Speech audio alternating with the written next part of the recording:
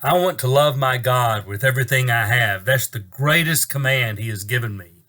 But secondly, he's asked me to love my neighbor as myself.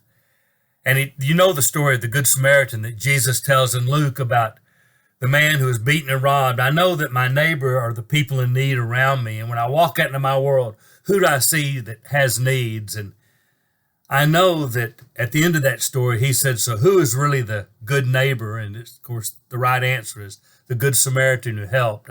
I want to be a good neighbor to my neighbors. That's what I want to do.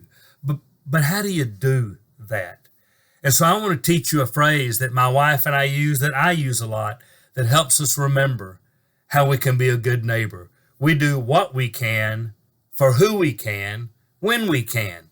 I remind myself that daily. All I can do is I can do what I can, for who I can, when I can.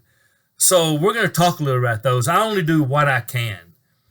Sometimes that's financial things. People that have had a sickness and overwhelmed with medical bills, we can help a little with that. Somebody that's lost a job and needs to help with a house payment or utility payment, sometimes we can do that. Sometimes it's money we can do. Now, that also means we don't do what we can't do. So if somebody says my business is going under, I need $500,000 tomorrow, I'm not going to make it, we can't do that. So we don't worry about that. We do what we can if it's financial.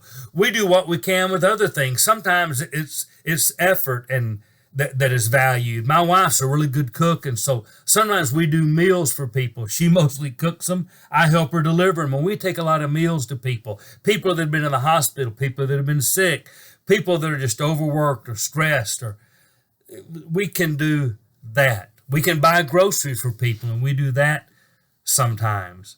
We do what we can do. Sometimes it's our time that's needed. Sometimes it means mowing a yard or my wife making her banana bread. Sometimes it's just visiting with somebody who's lonely. Sometimes it's taking someone to lunch who doesn't get out or doesn't have a lot of social interaction. We try to look for opportunities to do what we can do.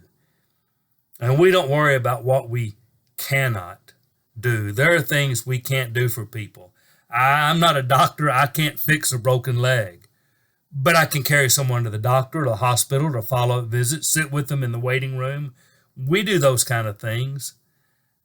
So I want to tell you the first thing about being a really good neighbor in your world is learn to do what you can do. You have unique gifts and talents. It may be time, it may be conversation, it may be spiritual counseling, it may be physical things you're gifted at doing, it may be financial things that you can do. But you identify those things that you can do. And the first rule of being a good neighbor is do what you can do. And that's all you're expected to do, what you can do.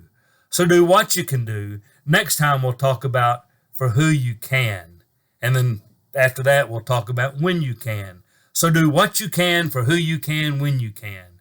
Do what you can. This is Steve Ridgell promising you that I'm going to go out there in my neighborhood, which is this world, and do what I can do.